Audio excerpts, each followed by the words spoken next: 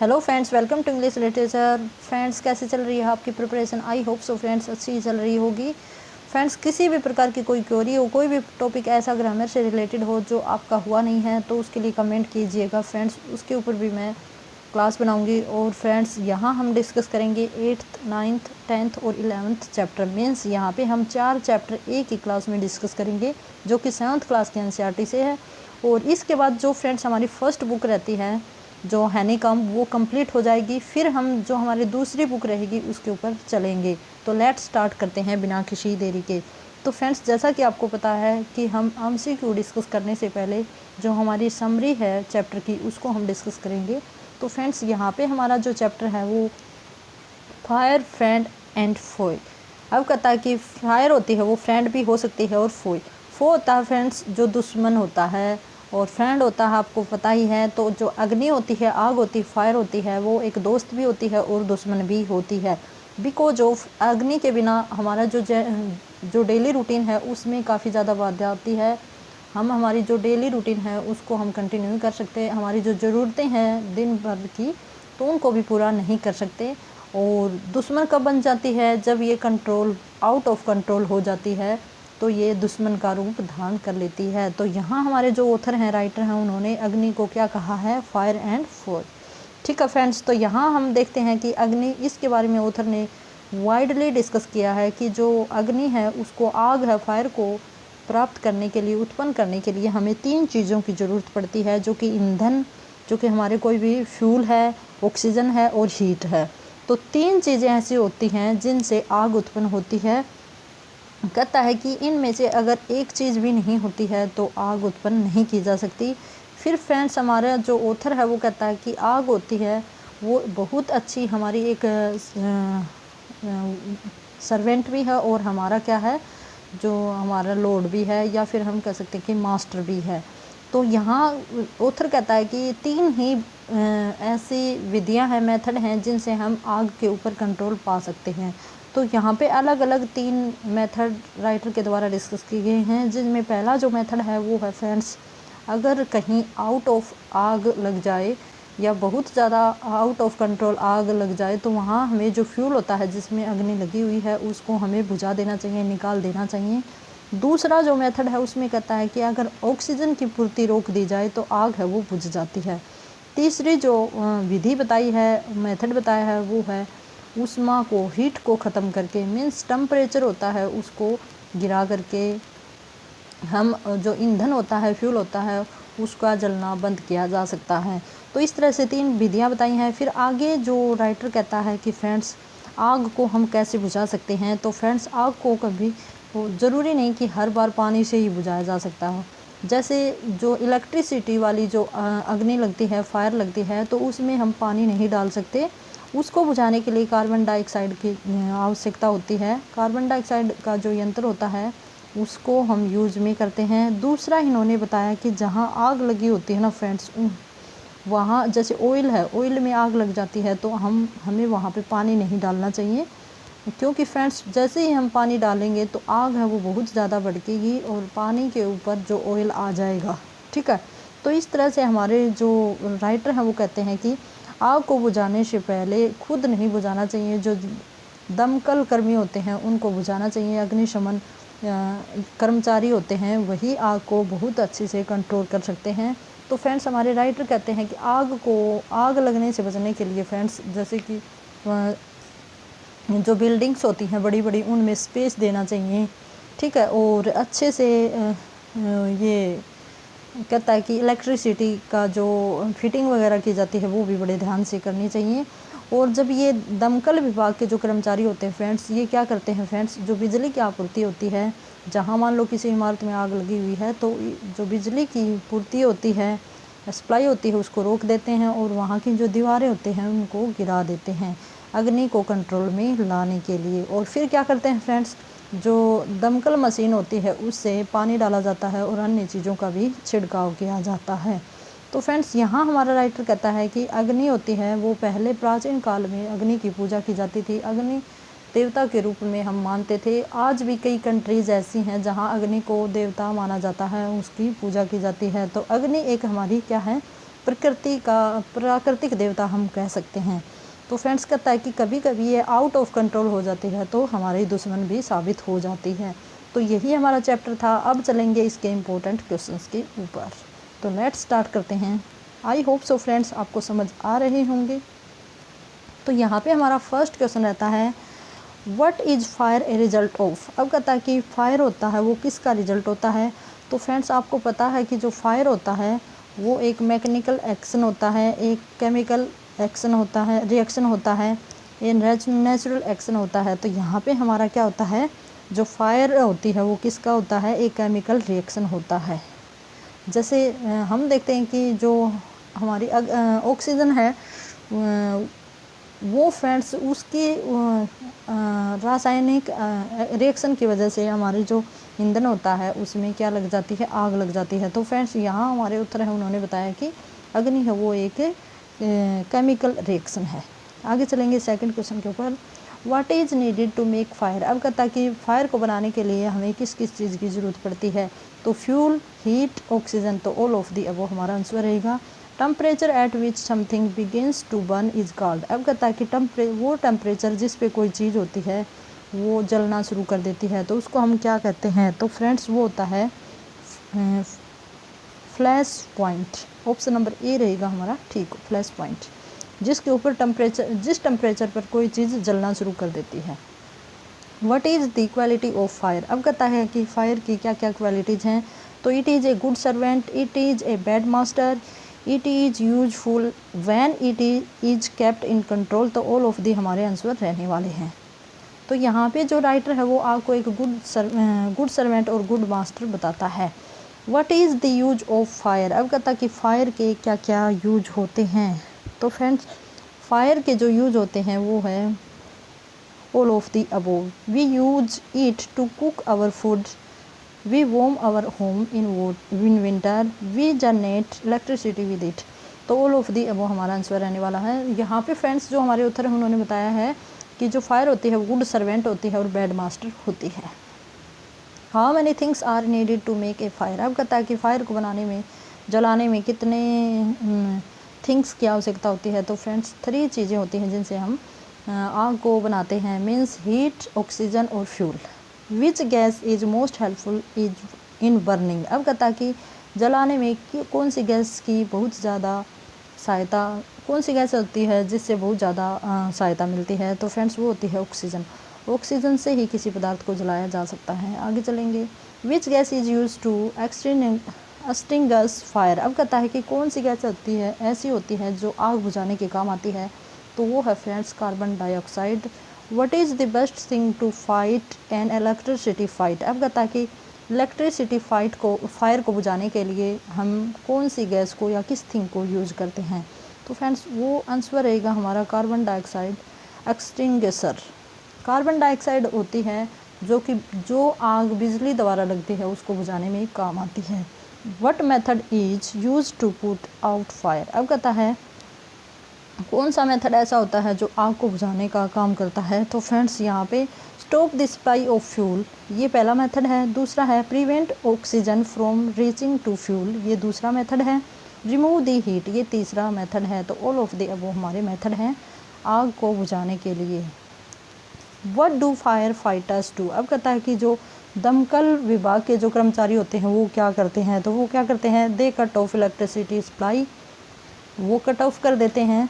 दे knock down dangers wall, और क्या करते हैं जो दीवारें होती हैं बिल्डिंग की उनको गिरा देते हैं। दे स्प्रे वाटर और other things to bring fire under control, और क्या करते हैं पानी का छिड़काव करते हैं और दूसरी चीज़ों का भी छिड़काव करते हैं आग को कंट्रोल करने के लिए। तो ऑल ऑफ दी वो हमारे आंसर रहने वाले हैं।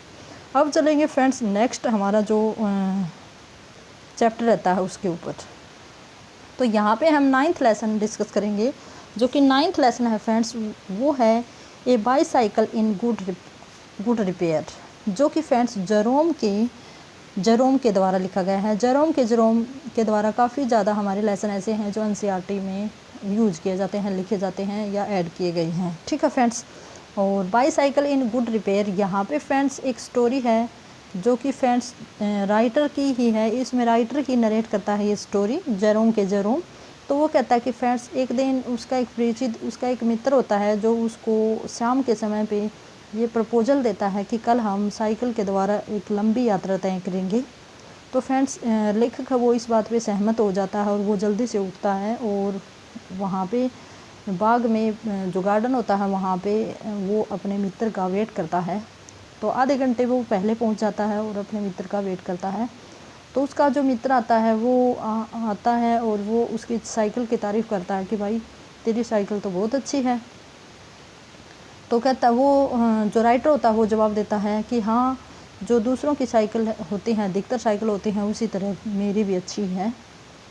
तो वो कहता है कि कैसे चलती है ये? तो वो कहता है कि सवेरे बहुत अच्छी चलती है, आसानी से चलती है, दोपहर के बाद भारी चलती है। ठीक है। तो यहाँ जैसे ही जो ऑथर का मित्र होता है फ्रेंड्स, वो उसकी साइकिल को हाथ टच करता है, उसको पकड़ता है, तो वो कहता है कि ये तो आगे का जो टायर है, जो हैंडल वाला जो पार्ट है वो हिल रहा है। जबकि फ्रेंड्स ऐसा कुछ नहीं था, लेकिन यहाँ पे जो ऑथर होता है वो कुछ नहीं बोल नहीं पाता है, उसकी बात कट नहीं करता है।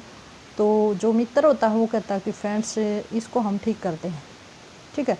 तो वो कहता है, वो उसके नट बुलट खोलता है भाई, और फिर कहता है कि हैमर लेके आओ, हथौड़ा लेके आओ, इसको हम इसके पुर्जे ठीक करेंगे, ये है वो है, ऐसे करते हैं। तो आगे का टायर वो उसका मित्र होता है वो खोल देता है फ्रेंड्स।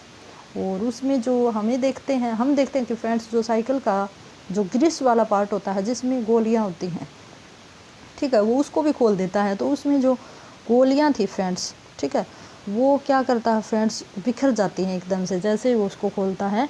तो फिर वो कहता है कि भाई वो उसका मित्र कि वो गोलियां तो निकल गई, अगर इसमें गोलियां नहीं होगी तो साइकिल अच्छे से रन नहीं होगी। ठीक है। तो वो ढूंढते हैं तो लगभग 16 गोलियां उनको मिल जाती हैं। और लेखक होता है वो गोलियों को संभालने के लिए अपने टॉप में, जो उसकी टोपी उसने पहन रखी है, उसमें रख देता है।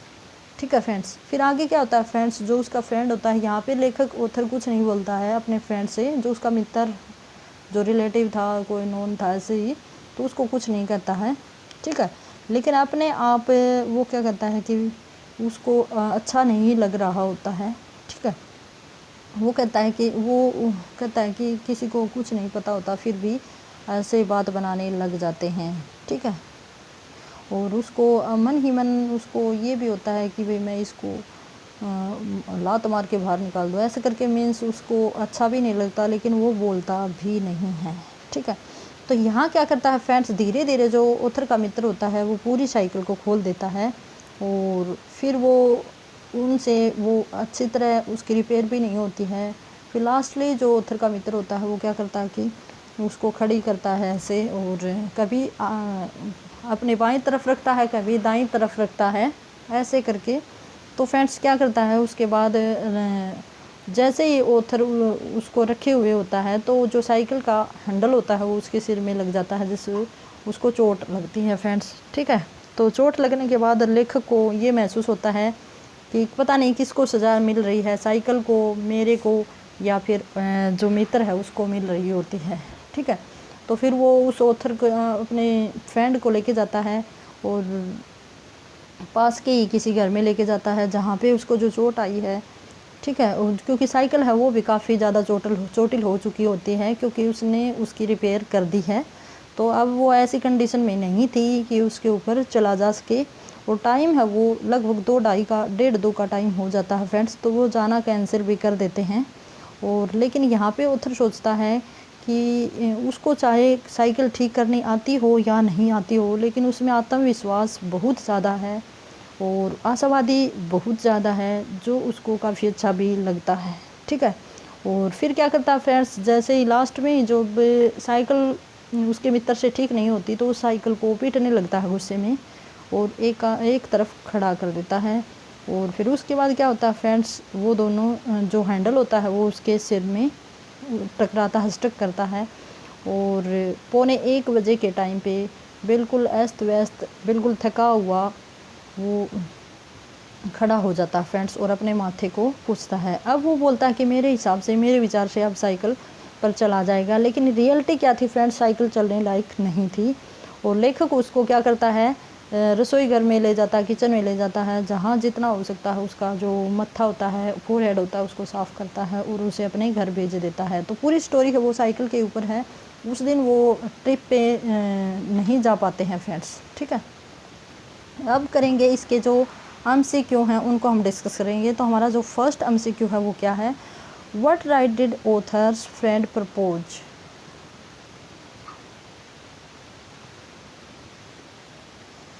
What right did the author's friend propose. अब कहता है कि ऑथर का प्रपोजल था वो किस राइड को लेकर था। तो फ्रेंड्स वो था बाईसाइकिल, वे साइकिल के ऊपर राइड करना चाहते थे। What did the man say about the front wheel. अब कहता है कि जो मैन होता है, जो फ्रेंड होता है ऑथर का, वो आगे के जो व्हील होता है साइकिल का, उसके बारे में क्या कहता है। तो इट वो बल्स कि ये हिल रहा है, जबकि वास्तव में क्या था फ्रेंड्स, जो व्हील था साइकिल का वो हिल नहीं रहा होता है। What did the man ask for। अब कहता है कि मैन किसके लिए उससे पूछता है या क्या मंगवाने के लिए उससे कहता है। तो फ्रेंड्स यहाँ पे हमारा आंसर होगा ए hammer. The remnant of the machine was laying on the. अब कहता है कि जो रेमनेंट जो मशीन के जो पुर्जे वगैरह थे, पार्ट्स थे साइकिल के, वो कहाँ पे पड़े हुए थे। तो फ्रेंड्स वो कहाँ पे पड़े हुए थे, ग्रेवल पाथ, जो पथरीला रास्ता था वहाँ पे पड़े हुए थे। What did the gravel rounds for half an hour. अब कहता है कि फ्रेंड्स ये इसका जो आंसर होगा, जो ग्रेवल राउंड्स थे वो कहाँ कितनी देर तक वहाँ हाफ एन आवर उनको वहाँ पे पड़े हुए हो जाता है। तो फ्रेंड्स जो लिटिल बाल्स थे, लिटिल बाल कौन से होते थे फ्रेंड्स, ग्रेवल हो रहे थे, राउंड्स हो रहे थे, जो छोटी छोटी गोलियाँ थी साइकिल के अंदर वो। ठीक है, उसके बारे में इन्होंने बताया है कि वो ढूंढ रहे होते हैं उसके बारे में। He was a man of. अब कहता है कि लेखक क्या कहता है कि वो किस टाइप का एक आदमी था। तो वो एक चीयरफुल डिस्पोजिशन मैन था, काफ़ी हंसमुख आदमी था। Who slide over on to his head. अब कहता है कि जो ऑथर का जो मित्र होता है उसके हेड से कौन सी चीज़ टकराती है। तो फ्रेंड्स यहाँ पे हमारा नेक्स्ट क्वेश्चन है, नेक्स्ट क्वेश्चन के ऊपर चलेंगे। Who slid over on to his head. अब कहता है कि अपने सिर से कौन टकराता है, मीन्स किसका सर साइकिल से टकराता है। तो राइटर्स फ्रेंड का सिर साइकिल के हैंडल से टकराता है। The term off side on side refer to the game of. अब कहता है कि ऑफ साइड ऑन साइड जो टर्म है वो किस गेम में यूज़ की जाती हैं। तो फ्रेंड्स क्रिकेट में यूज़ की जाती हैं। जैसे ऑफ साइड, जैसे एक तो खेलने की साइड नहीं होती कि ऑन साइड खेलते हैं हम, और दूसरी साइड जाके खेलेंगे जो लेफ्ट हैंड की साइड, तो उसको हम ऑफ साइड कहते हैं।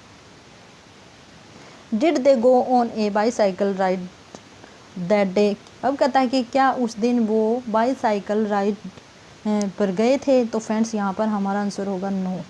उस दिन सारा टाइम होता है वो रिपेयर करने में ही निकल जाता है। अब चलेंगे फ्रेंड्स, हमारा नेक्स्ट लेसन रहता है 10th नंबर का। इसके बाद एक लेसन और रहेगा, कंटिन्यू बने रहिएगा फ्रेंड्स मेरे साथ। तो फ्रेंड्स यहाँ पे हमारा चैप्टर का नाम है द स्टोरी ऑफ क्रिकेट। पूरा जो चैप्टर है वो फ्रेंड्स जो क्रिकेट की हिस्ट्री है उसके ऊपर डिपेंड करता है। क्रिकेट के जो कैरेक्टरिस्टिक्स हैं वो बताता है, और हमारे इंडिया में और लंदन में क्रिकेट की शुरुआत कब गई थी, और पहला मैचेस वगैरह कब खेले गए थे, और क्या क्या कैरेक्टरिस्टिक्स हैं क्रिकेट के इंस्ट्रूमेंट वगैरह होते हैं, ठीक है, उनकी। तो यहाँ पे हम डिस्कस करेंगे। तो हमारा जो ऑथर होता है उसका नाम है रामचंद्रा गुहा। ठीक है फ्रेंड्स, ये हमारे क्या नाम है, राइटर का नाम है, जिन्होंने बताया है कि जो क्रिकेट है फ्रेंड्स वो लगभग 500 साल पहले डंडे और गेंद के साथ खेले जाने वाले खेल से उत्पन्न हुआ है, पैदा हुआ है, जो क्रिकेट का इतिहास है। और जो बल्ला होता है, बैट होता है, वो अंग्रेजी शब्द है जिसका अर्थ होता है छड़ी या कुंदा। और 17वीं शताब्दी में जो क्रिकेट है वो विशेष रूप से पहचाने जाने वाला खेल बन गया था। जबकि 18वीं शताब्दी की अगर हम बात करें तो क्रिकेट का जो बल्ला होता था वो हॉकी के आकृति का होता था फ्रेंड्स। ठीक है, और फिर आगे क्या कहता है जो ऑथर है, टेस्ट मैच होता था वो 5 दिन खेला जा सकता है फ्रेंड्स, और पिच की लंबाई है वो 22 गज निर्धारित की गई है, जबकि जो स्टेडियम है उसका कोई भी आकार आकृति तय नहीं की गई है। तो फ्रेंड्स यहाँ पे हमारा जो राइटर है वो बताता है, जैसे चेन्नई का जो स्टेडियम है वो वर्गाकार चेपक की आकृति में है, जबकि बाकी जो एडिलैंड ओवल या वृत्ताकार आकार के मैदान भी हो सकते हैं। ठीक है, आगे क्या कहता है जो हमारा राइटर है वो, क्रिकेट के नियम पहली बार 1744 में लिखे गए थे। जिसमें फ्रेंड्स 2 अंपायर होंगे जो विवाद को सुलझाने का पूरा अधिकार रखेंगे। स्टंप होता है वो 22 इंच ऊंचे होते हैं। उसके ऊपर जो गिल्लियाँ रखी जाती हैं वो 6 इंच की होंगी। गेंद का जो भार होगा वो 6 औंस होगा। स्टंप के बीच की दूरी 22 गज होगी फ्रेंड्स। और दुनिया का पहला क्रिकेट क्लब हैम्बल्डन में 1760 के दशक में बना था। और कहता है कि एमसीसी की स्थापना 1787 में हुई थी। मैरी लिबोन क्रिकेट क्लब की स्थापना।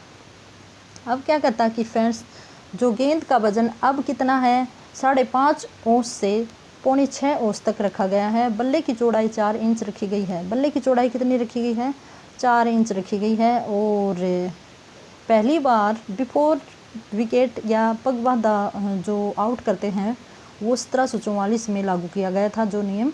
तीसरे स्टंप का चलन भी इसी डिकेड में रखा गया था फ्रेंड्स। और 1780 में क्या कहता है फ्रेंड्स, जो मैच होता था उसकी अवधि, उसकी ड्यूरेशन 3 दिन रखी गई थी। और कहता है कि फ्रेंड्स जो क्रिकेट का जन्म स्थान माना जाता है वो इंग्लैंड में माना जाता है। और जो क्रिकेट बना होता है फ्रेंड्स, वो क्रिकेट का बैट बना होता है फ्रेंड्स, वो सरपत पेड़ की लकड़ी से बना होता है। हत्था बेंत की लकड़ी से बनाया जाता है, ठीक है। और बल्ला होता है उसमें चमड़े, सुतली, कॉर्क से बनाया जाता है। यहाँ तक कि बल्ला और गेंद हाथ से ही बनाई जाते हैं, उद्योगों में ये नहीं बनते हैं, ठीक है। ये बातें मैं जितनी लिख रही हूँ, बता रही हूँ, वो मैं आपको लिख के भी बता दूँगी फ्रेंड्स, ठीक है। अब कहता है कि फ्रेंड्स 1848 में पैड पहनने का रिवाज चल पड़ा था। और उस आज के युग में तो हेलमेट पहनना भी काफ़ी ज़्यादा ज़रूरी है। अब बात कर लेते हैं इंडियन क्रिकेट की। तो इंडियन क्रिकेट की जो शुरुआत की गई है वो मुंबई से मानी जाती है, ठीक है। और इसकी जो स्थापना है भारतीय क्रिकेट क्लब की वो 1848 में मुंबई में की गई है, ओरिएंटल क्रिकेट क्लब के नाम से, ठीक है। फिर उसके बाद क्या कहता है कि एक दिवसीय अंतर्राष्ट्रीय क्रिकेट मैच में की ज़्यादा प्रभुता मानी जाती है, जबकि टेस्ट मैच की कम मानी जाती है, ठीक है। और हमारे जो पहले कैप्टन माने जाते हैं वो हैं C.K. नायडू, जो कि एक प्रसिद्ध बल्लेबाज भी हैं और कैप्टन भी हैं, जिन्होंने क्या किया था 1932 में फ्रेंड्स, 1932 में जो हमारा मैच हुआ था फ्रेंड्स इंग्लैंड के खिलाफ, पहला टेस्ट मैच खेला गया था, ठीक है। और उसी टाइम पे ये हमारे टेस्ट कप्तान थे। फिर क्या कहता है कि भारत ने क्रिकेट की दुनिया में 1932 में प्रवेश किया था। और पहला टेस्ट जो क्रिकेट मैच है, पहला टेस्ट क्रिकेट मैच वो इंग्लैंड और ऑस्ट्रेलिया के बीच में खेला गया है। और टेलीविज़न पे जो प्रसारण किया जाता है फ्रेंड्स, ठीक है, उसने तो क्रिकेट को बदल के ही रख दिया फ्रेंड्स, ठीक है। और अब घर घर में क्रिकेट है वो देखा जाता है, लोगों द्वारा पसंद किया जाता है। और क्रिकेट का जो हेडक्वार्टर होता था ICC का, वो पहले लंदन में था, अब उसे दुबई में शिफ्ट कर दिया गया है, ठीक है फ्रेंड्स। तो ये माना जाता है हमारे क्रिकेट के कुछ हमारे इम्पोर्टेंट फैक्ट थे फ्रेंड्स, ठीक है, वो मैंने आपके साथ डिस्कस किए हैं। अब क्या कहना चाहता है जो राइटर, जो वैश्विक बाजार है भारतीय क्रिकेटरों को खेल का सबसे प्रसिद्ध और धनवान खिलाड़ी बना दिया है। मीन्स यहाँ से बंदा है वो नेम भी प्राप्त करता है और फेम भी। अब चलते हैं इसके इम्पोर्टेंट जो क्वेश्चंस रहते हैं उसके ऊपर। तो पहला हमारा प्रश्न है वो क्या है, in which country is cricket originated. अब कहता है कि कौन सी कंट्री से क्रिकेट का ऑर्गेनाइजेशन माना जाता है। तो फ्रेंड्स वो है हमारा England, option number B. What can be the maximum duration of a test match.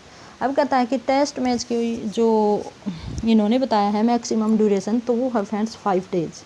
आगे चलेंगे, what is the length of the cricket pitch. Cricket pitch की लेंथ है वो कितनी मानी जाती है, तो 22 यार्ड मानी जाती है फ्रेंड्स। ये वैसे भी आपके लिए जो हम जीके है उससे भी रिलेट करते हैं ये questions friends. What is the shape of A cricket ground. अब कहता है क्रिकेट ग्राउंड की शेप होती है वो कैसी होती है, तो ओवल भी हो सकती है और सर्कुलर भी हो सकती है, तो ऑप्शन नंबर सी रहेगा हमारा करेक्ट। आगे चलेंगे, the first written laws of cricket were drawn in. अब कहता है कि पहली बार क्रिकेट गेम है उसके लॉ हैं वो कब लिखे गए थे, तो 1744 में लिखे गए थे। What is the height of cricket stump. अब कहता है कि क्रिकेट स्टंप की जो हाइट होती है वो कितनी होती है, तो 22 इंच जो हमारे स्टंप होते हैं ना उनकी हाइट होती है। किस किस को क्रिकेट का मैच पसंद है भाई, कमेंट करके बताइएगा। क्रिकेट जो गेम है वो कौन कौन पसंद करता है। किसने हाल ही में जो हमारा वर्ल्ड कप में हुआ है फ्रेंड्स, उसमें कौन सी टीम विनिंग रही है ये भी बताना, किसने वर्ल्ड कप जीता है। ठीक है। The first cricket club was formed in. अब कहता कि पहला क्रिकेट क्लब कहाँ पे बनाया गया था, तो वो बनाया गया था हैम्बल्डन में, ऑप्शन नंबर ए। आगे चलेंगे। This 6 team cricket ball was introduce इन। अब कहता कि जो 6 सीम है या क्या है भाई ये यहाँ पे, क्रिकेट बॉल वॉज इंट्रोड्यूस कब इंट्रोड्यूस करवाया गया था, तो 1780 में ये इंट्रोड्यूस करवाया गया था। 6 सिलाइयों वाला क्रिकेट, ओके, क्रिकेट बॉल जो बॉल होती थी फ्रेंड्स, जिसमें 6 सिलाइयाँ होती थी फ्रेंड्स। Which city is associated with the origin of cricket in India. अब कहता है कि कौन सी सिटी में इंडियन क्रिकेट का ओरिजिन माना जाता है, तो फ्रेंड्स वो है हमारा Bombay, Mumbai. India entered in test cricket in. अब कहता है कि टेस्ट क्रिकेट में इंडिया ने कब भाग लिया था, तो फ्रेंड्स 1932 में इंडिया ने जो वर्ल्ड की कप की दुनिया में, या हम कह सकते हैं कि वर्ल्ड की जो टीम थी, जो मैच होते थे उनमें भाग लिया था। The first test captain of India was. पहला टेस्ट कैप्टन किसे माना जाता है, तो अभी अभी हमने डिस्कस किया था, C.K. नायडू को माना जाता है। The oriental cricket club is in. अब कहता कि ओरिएंटल क्रिकेट क्लब है वो कहाँ पे है, तो फ्रेंड्स वो बॉम्बे, मुंबई में है। वो founded and promoted Indian cricket. अब कहता है किसने इंडियन क्रिकेट को फाउंड किया है और प्रमोट किया है, तो फ्रेंड्स द टाटाज और वेडियस ने इसको काफ़ी ज़्यादा प्रमोट किया है, तो ऑप्शन नंबर सी रहेगा हमारा करेक्ट। आगे चलेंगे। हमारा नेक्स्ट क्वेश्चन रहता है when was the first test match play. अब कहता कि पहला टेस्ट मैच कब खेला गया था, तो 1877 में खेला गया था। दी है ICC headquarter is situated in. अब कहता कि ICC हेडक्वार्टर है वो कहाँ पे है, तो फ्रेंड्स अब दुबई में है, उससे पहले लंदन में था, अब दुबई में शिफ्ट कर दिया गया है। तो इसी के साथ हमारा चैप्टर वो कंप्लीट हुआ। अब चलेंगे हमारे नेक्स्ट चैप्टर के ऊपर, जो कि हमारा लास्ट चैप्टर रहता है इस बुक का फ्रेंड्स। ठीक है।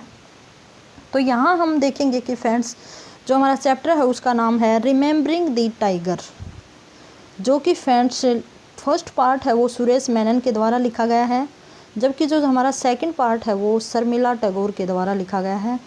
जो सुरेश मेनन है वो फ्रेंड्स जर्नलिस्ट हैं, जबकि शर्मिला टैगोर हैं वो जो हमारे टाइगर हैं, ठीक है, मसूद अली खां पटौदी उनकी वाइफ हैं। तो उन्होंने अपने हस्बैंड के बारे में अपने व्यूज़ दिए हैं कि किस तरह से कैसा नेचर था और कैसे वो जाने जाते हैं हमारे बीच में। तो फ्रेंड्स यहाँ हम थोड़ी सी समरी को डिस्कस करेंगे बिफोर हमारे MCQ। तो यहाँ पे बताया गया है कि मसूद अली खां पटौदी का जन्म 5 जनवरी 1941 को भोपाल में हुआ था, जबकि इनकी डेथ हुई थी नई दिल्ली में 22 सितंबर 2011 को डेथ हुई थी। इनको फ्रेंड्स टाइगर पटौदी के नाम से जाना जाता है, जैसा कि हमारे चैप्टर का नाम है रिमेम्बरिंग द टाइगर। यहाँ पे ये नाम है ना, तो इसके नाम से किसको जाना जाता है, टाइगर के नाम से मसूद अली खां पटौदी को जाना जाता है। ठीक है। और फ्रेंड्स ये हमारे 1971 तक हमारे भोपाल और पटौदी के नवाब रहे हैं। 26वें संशोधन के द्वारा 1971 में जो राज्य पदवियाँ होती थी उनका क्या कर दिया गया, समाप्त उनको कर दिया गया था। अब उनको भारत के महानतम क्रिकेट कप्तान के रूप में जाना जाता है। तो फ्रेंड्स यहाँ पे 2 पार्ट्स में ये हमारा चैप्टर है। पहला जो पार्ट है वो फ्रेंड्स सुरेश मेनन ने उसको डिस्कस किया है, और सुरेश मेनन बताते हैं कि जब मैं पहली बार टाइगर पटौदी से मिला था, उन्होंने मुझे सिखाया था, तो उस टाइम पे मेरी जो उम्र थी वो 9 और 10 साल की थी। और बेंगलोर में जब वो सेंट्रल कॉलेज मैदान में जब एक मैच था उसके दौरान मेरी मीटिंग हुई थी। मैच के लगभग 1 घंटे पहले मैं स्टेडियम में पहुंच गया था, ज़्यादा भीड़ भाड़ नहीं थी, और मैं वहाँ पे गया तो सर वहाँ पे अभ्यास करवा रहे थे, प्रैक्टिस करवा रहे थे। ठीक है। और मैंने वहाँ जाकर अपनी जो ऑटोग्राफ की बुक थी उनके आगे कर दी, और उन्होंने बहुत ही सहजता के साथ वहाँ पे अपने ऑटोग्राफ दे दिए। तो फ्रेंड्स कहता है कि ये मेरे लिए काफ़ी ज़्यादा सौभाग्य की बात थी कि उन्होंने मेरे को ऑटोग्राफ दिए, क्योंकि इससे पहले उन्होंने कोई खिलाड़ी के ऑटोग्राफ लिए होंगे जिसमें उनको असफलता मिली थी। ठीक है फ्रेंड्स, तो कहता है कि वहाँ पे वो जो क्रिकेटर थे उनको कैच पकड़वाने का अभ्यास कर रहे हैं, और यहाँ पे बस यही इन्होंने मेंशन किया है। और कहता है कि वो गेंद फेंकते रहे और कैच करते रहे जो बाकी जो क्रिकेटर थे। ठीक है, मैं उनको अनुसरण करता रहा और मैंने जैसे उनका जो एक कैच था वो मैंने गिरा दिया था, क्योंकि मैं उनको देख रहा था। अब जो दूसरा पार्ट है उसमें जो हमारी शर्मिला टैगोर जी हैं, जो कि इंडियन बॉलीवुड एक्ट्रेस भी हैं फ्रेंड्स, तो वो कहती है कि मैं अपने 21वें जन्मदिन से कुछ सप्ताह पहले ही नवाब पटौदी से मिली थी, और वो मुझसे 3 साल 11 महीने बड़े थे। और कहता है कि उनके मन को उन्होंने मुझे पूरी तरह से आकर्षित कर लिया था। उनकी जो कला थी, उनकी आंतरिक जो ग्रेटनेस थी, उनसे मैं काफ़ी ज़्यादा अट्रैक्टेड थी। और कहती है कि 27 दिसंबर 2011 को हमारी शादी की 43वीं वर्षगांठ थी फ्रेंड्स, और 22 सितंबर को ही वो उन्होंने मेरा साथ छोड़ दिया था। ठीक है, तो कहती है कि इस 47 वर्ष की जादुई वर्षों की यात्रा जो मैंने उनके साथ इकट्ठे रहने की थी, तो काफ़ी कुछ मैंने सीखा था। लेकिन फ्रेंड्स, जब वो मुझे छोड़ के गए तो गहरा शोक मुझे लगा था। ठीक है, लेकिन कहती है कि मेरे साथ भले ही वो न हो, लेकिन फिर भी मुझे वो फील होता है कि वो हर दम मेरे साथ ही रहते हैं। और उन्होंने मुझको काफ़ी ज़्यादा सपोर्ट किया, काफ़ी ज़्यादा नैतिक बल जो हमारे घर परिवार में जो खुशियाँ थी वो उन्होंने प्रदान की, और उनकी वजह से आज भी मैं खुश हूँ। ठीक है, तो कहता है कि उसके पहले की बात बताती है, जो शर्मिला टैगोर हैं वो बताती हैं कि उनके पिता की डेथ है, वो लगभग 11 वर्ष की उम्र में थे तब उनके पिता की डेथ हो गई थी। और उसके बाद उनकी जो माता है उन्होंने उसे इंग्लैंड में प्रेप स्कूल में एजुकेशन लेने के लिए भेज दिया था। ठीक है, और वहाँ पे उन्होंने एजुकेशन हायर की, और काफ़ी ज़्यादा इन्होंने जो डिग्रियां हैं वो हासिल की, काफ़ी रिकॉर्ड तोड़े। और कहता है कि गिरीश कर्नाड टाइगर के साथ ऑक्सफोर्ड में अपने वो काफ़ी दिन तक रहे। आज गिनीश कर्नाड हैं वो टाइगर को काफ़ी याद करते हैं फ्रेंड्स। ठीक है, और ये कुछ इंसिडेंट है जो शर्मिला टैगोर हमारे साथ शेयर कर रही हैं। फिर शर्मिला टैगोर जी कहते हैं कि वो कभी कभी खुश होते थे, आनंद तो वो हिरन डांस करते थे, नृत्य करते थे हमारे सामने। और टाइगर, लता, तलत और रफ़ी के बहुत बड़े फ़ैन थे, और उन्होंने ही मेरा परिचय बेगम अख्तर से करवाया था। और आजकल वो कहती है कि पटौदी हरियाणा के गुड़गांव वर्तमान में गुरुग्राम ज़िले का एक कस्बा है। और वो बताती है पटौदी के बारे में ऐसे ही। तो ये पूरी बात है जिसमें वो कहती है कि उनका जो पालन पोषण हुआ था वो रूढ़िवादी तरीके से हुआ था, और उन्होंने उर्दू और अरबी भाषा सीखी थी। संस्कार बहुत अच्छे थे उनके जीवन में जो उनको जन्म के साथ ही मिले थे। ठीक है, फिर कहते हैं कि जो टाइगर हैं उनको बांसुरी, हारमोनियम, तबला बजाना सीख लिया था, और जिनको संगीत की आत्मा कहा जाता है। तो काफ़ी अच्छे शौक थे जो टाइगर जी हैं, नवाब पटौदी अली खान जी हैं उनके। ठीक है, तो इस तरह से फ्रेंड्स हम देखते हैं कि जो पूरे जो चैप्टर में शर्मिला टैगोर हैं उन्होंने अपने हस्बैंड की, या हम कह सकते हैं टाइगर जी के जीवन की कुछ बातें हमारे साथ शेयर की हैं। अब हम करेंगे इसके इम्पोर्टेंट जो हमारे क्वेश्चंस हैं उनको हम डिस्कस करेंगे। तो लेट्स स्टार्ट करते हैं। ये हमारा लास्ट चैप्टर है फ्रेंड्स, इसके बाद हम सेकंड बुक को स्टार्ट करेंगे।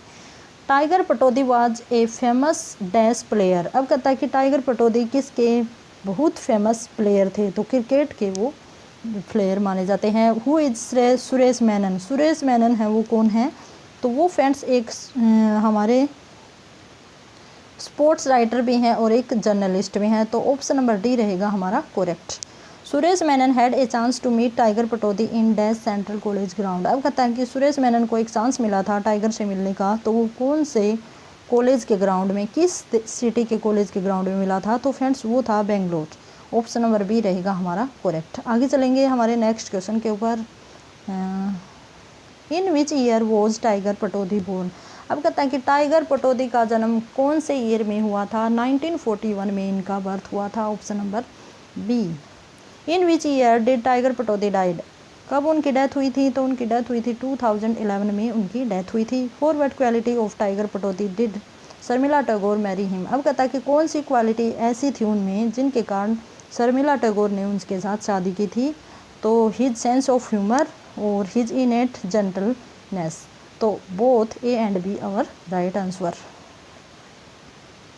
Eight what age did Tiger Pataudi go to England for studies. अब कहता है कि उनकी एज कितनी थी जब वो इंग्लैंड पढ़ने के लिए गए थे। तो at the age of 11। Which instrument did Tiger Pataudi learn to play. अब कहता है कि टाइगर पटौदी को कौन कौन से इंस्ट्रूमेंट बजाने चलाने आते थे। तो flute, tabla, harmonium, all of the above. Which country did Tiger Pataudi go to get study. कौन सी कंट्री में गए थे एजुकेशन के लिए। तो फ्रेंड्स इंग्लैंड में गए थे एजुकेशन के लिए। आगे चलेंगे। Home did Tiger Pataudi inherit gist for life. अब कहता है कि किन से उनको जो जोश मिला था अपने, इनहेरिट होता है आनुवांशिक रूप से, ठीक है, तो वो उनके फादर से उनको मिला था, his father. For what Girish Karnad recall his Oxford days with tiger. अब कहता है कि जो गिरीश कर्नाड हमारे राइटर हैं वो किस बात को लेकर ऑक्सफोर्ड के डेज को याद करते हैं टाइगर के साथ। तो फ्रेंड्स वो था हमारा लव फॉर म्यूजिक। जो टाइगर का लव फॉर म्यूजिक था, टाइगर को काफ़ी ज़्यादा इंस्ट्रूमेंट बजाने आते थे, तो उन्हीं को वो याद करता है। आगे चलेंगे। Tiger Pataudi's wife is a famous. तो वो क्या है, फिल्म एक्ट्रेस है जो Sharmila Tagore. Who was Tiger Pataudi a great fan of. अब कहता है कि टाइगर पटौदी किसके बहुत बड़े फैन थे। तो लता जी के, रफ़ी के और तलत के बहुत बड़े फैन थे। तो ऑप्शन नंबर डी रहेगा हमारा करेक्ट। आगे चलेंगे। Whenever the family get together Tiger regaled them with his. अब कहता है कि जब उनकी पूरी फैमिली इकट्ठी होती थी तो टाइगर होते थे वो उन्हें खुश करते थे। तो किस बात को लेकर खुश करते थे। तो हिरन डांस करके उनको खुश करते थे। In which district of Haryana is Pataudi situated. अब कहता है कि पटौदी है वो कौन से डिस्ट्रिक्ट में सिचुएटेड है। तो गुरुग्राम में जो पटौदी है वो पड़ती है फ्रेंड्स। और इसी के साथ हमारी जो फर्स्ट बुक है वो कंप्लीट हुई। आई होप सो फ्रेंड्स, काफ़ी इंपॉर्टेंट रहेगी ये क्लास। किसी भी प्रकार की कोई प्रॉब्लम है तो आप कमेंट बॉक्स में डाल दीजिएगा। और इसी के साथ have a good day and best of luck.